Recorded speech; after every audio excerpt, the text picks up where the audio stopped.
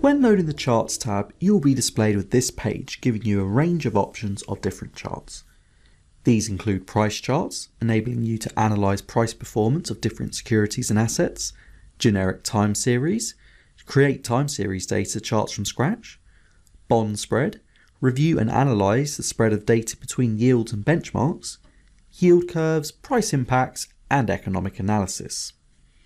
Let's say we want to create a government bond curve. How do we go about doing this? First, we would select the yield curve option. No chart will be displayed until we have inputted our identifier. We'll use the United Kingdom as an example. We only need to make our way up to the identifier search box.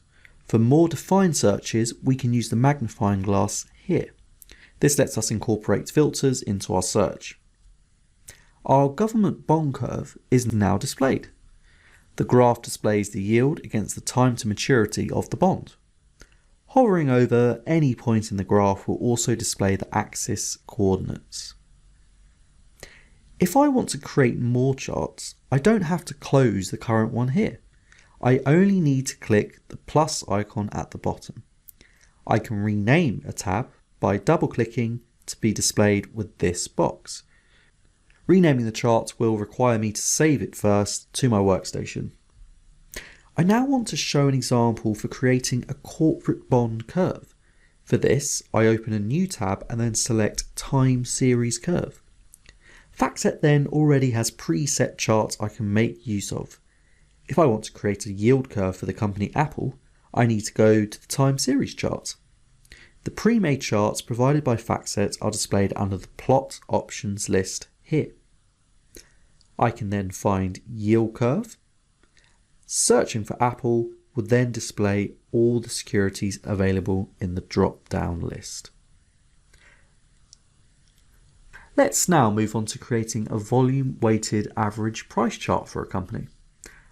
I can start this by making my way over to the new tab and this time selecting Price Chart option. Let's use Apple as our example.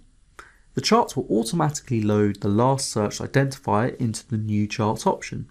If I did want to load a new company, then I just need to search it with the box again up here.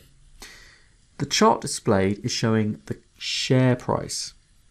If I want to add the volume weighted average price, I can make my way up to the plot option and either change the series or add a new one to feature as a comparison. I can search directly for a series with the search bar using the abbreviation VWAP. This search bar holds many metrics including profitability margins, valuation multiples, growth metrics, currencies and more. I can change the series to display as a line rather than high-low. By right-clicking on the graph, I can go to Draw Style and then Line. My volume-weighted average price chart is now complete.